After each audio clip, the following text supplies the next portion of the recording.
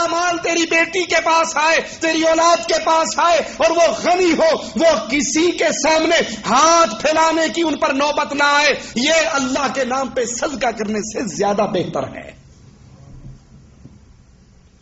خود سخی سرور بننے کے چکر میں سارا مسجدوں مدرسوں میں دے جاؤ اور اولاد پیچھے لوگوں سے بھیک مانگتی اور زکات اکٹھی کرتی رہے، یہ ثواب کا کام نہیں ہے۔ اب بیٹی کا حصہ، بیٹے کا حصہ دوگنا ہے، بیٹی کا اس سے آدھا ہے، اس میں کیا حکمت ہے؟ کوئی بھی شخص اعتراض کر سکتا ہے جو خاص طور پہ اہل اسلام نہیں ہے، ان کی طرف سے بھی اعتراض ہوتا ہے جی عورت اور مرد یہ تو گاڑی کے دو پہیے ہیں، اکٹھے چلیں گے، عورت مردوں سے کندھا ملا کر چلے گی تو معاشرے میں انقلاب آئے گا۔ جہاں کندھے سے کندھا ملا کر چلی ہے وہاں معاشرے کا بیڑا غرق ہو گیا ہے۔ ڈبل روٹی کی مشہوری میں عورت ننگی، کپاس پہ سپرے کی مشہوری میں عورت ننگی، صوفی صابن کی مشہوری میں عورت ننگی، شیمپو کی مشہوری میں عورت ننگی۔ عورت کی عزت نہ رہی، عورت کو شو پیس بنا لیا گیا۔ نہیں جی، یہ اسلام کا ظلم ہے۔ آئیے اس کی حکمت کیا ہے اس پہ غور کرتے ہیں۔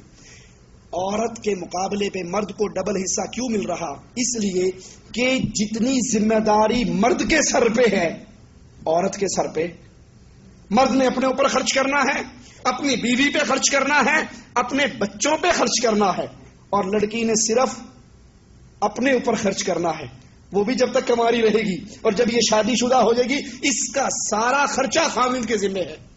یہ اعتراضات وہ لوگ کرتے ہیں جو اس معاشرے میں ہیں، میاں بیوی کٹھے روٹی کھان گئے ہوٹل سے، $5 اگر آیا تو 2.5 اس نے نکال کے رکھ دیے، 2.5 اس نے کہا بے شک میاں بیوی ہیں لیکن لائف پارٹنر ہیں، آدھی محنت آپ کرو گی آدھی محنت میں کروں گی، تب قوم اور ملک کا ناک منہ سیدھا ہوگا۔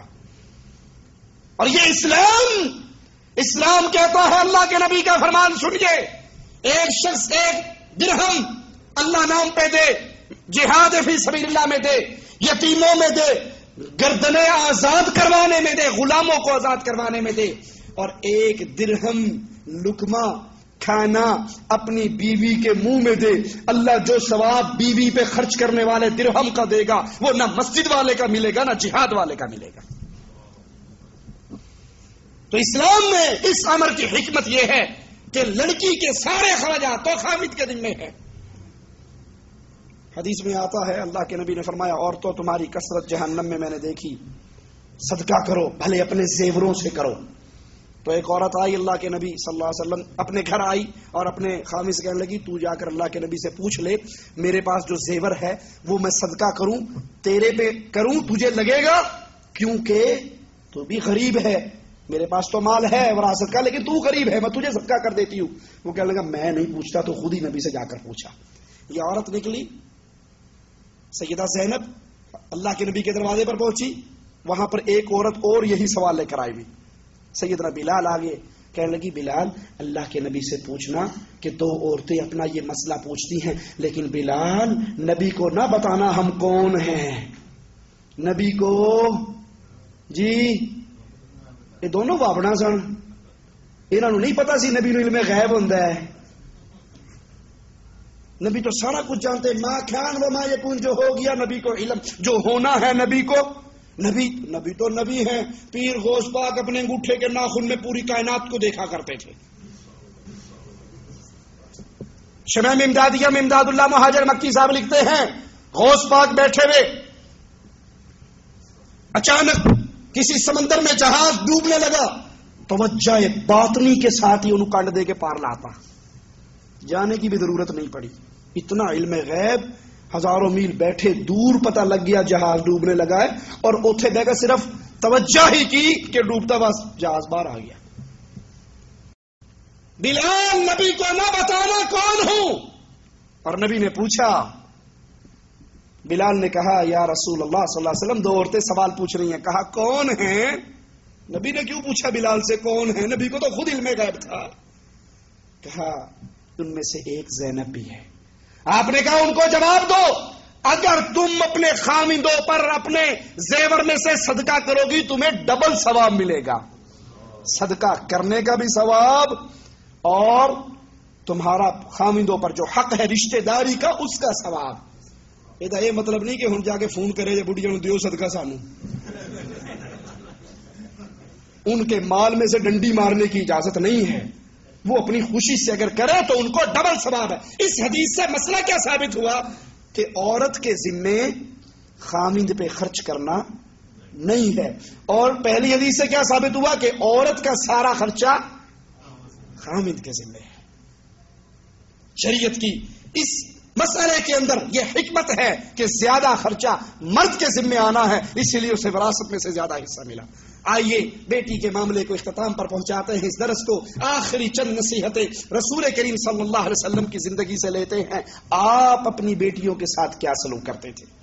اللہ کے نبی صلی اللہ علیہ وسلم اپنی صاحبزادی کے گھر تشریف لے جاتے، سفر سے نبی واپس آتے، بیٹیوں کو بوجھ سمجھنے والوں، 3 بیٹیوں پر بیویوں کو طلاق کا پروانہ پکڑانے والوں، سسرال سے اس لیے لڑنے والوں، تہاڈی کڑی تے ہمیشہ کڑی جمدی، یہ کڑی نہ جمدی تینوں کڑی کتوں لبدی؟ یہ کڑی پیدا ہوئی تو تیرے گھر میں آئی نہیں، مجھے بیٹے کی نعمت چاہیے۔ ارے بیٹے کی نعمت دینے والا رب ہے، رات کو اس کے سامنے کیوں نہیں روتا؟ اس ناچیز عورت سے کیوں لڑتا ہے؟ بیٹی کے ساتھ نبی کی محبت ہے، نبی سفر سے واپس آتے، بیویوں کے حجرے میں بعد میں جاتے، بیٹیوں کے گھر پہلے جاتے۔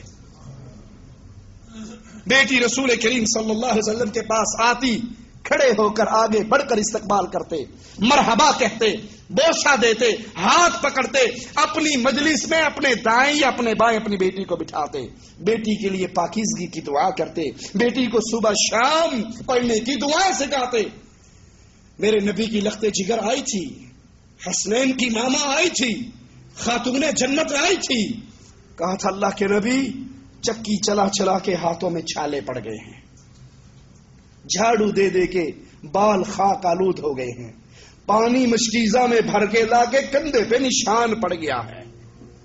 بیٹیوں کی تربیت کرنے والے، تم کوئی کام نہ کیا کرو بیٹی، تم بیٹھو، جب تمہاری شادی ہوگی ہم ایک خادم تمہارے ساتھ روانہ کریں گے۔